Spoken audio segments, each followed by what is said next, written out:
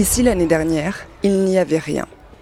Aujourd'hui, à Teknaf, dans le sud du Bangladesh, le camp de réfugiés d'Unchiprang abrite plus de 23 000 Rohingyas. Ils sont en tout près d'1 million à vivre dans le pays, pour la plupart dans des camps comme celui-ci.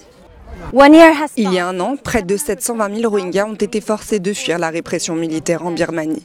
Nous sommes revenus au Bangladesh pour rencontrer ces déplacés et nous rendre compte de leurs conditions de vie dans l'un des pays les plus pauvres du monde.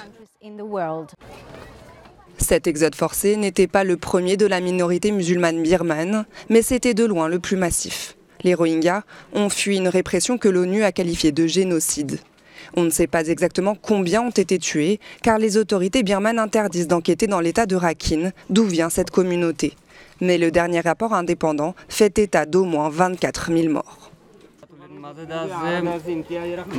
Je viens de Tulatoli. J'ai vu des soldats tuer des gens, les jeter dans un étang et violer des femmes. C'est pourquoi je me suis enfui. Cet homme a été témoin dans son village d'un véritable massacre. Comme de nombreux Rohingyas, il a trouvé ici refuge et produits de première nécessité. Mais le camp, construit à la hâte, est surpeuplé. Daniela Dourso, qui travaille pour l'un de ses principaux donateurs, regrette de ne pouvoir apporter plus d'aide aux réfugiés.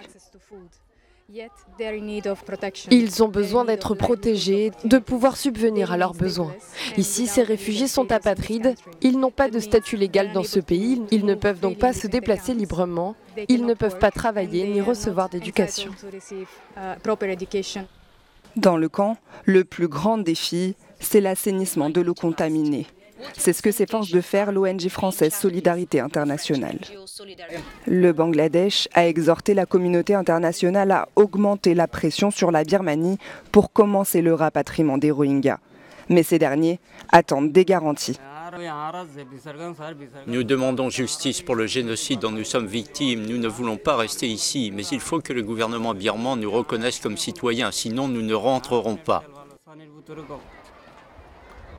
Le Bangladesh et la communauté internationale s'efforcent d'apporter de l'aide aux Rohingyas. Une solution à long terme ne peut venir que d'une volonté politique de la Birmanie.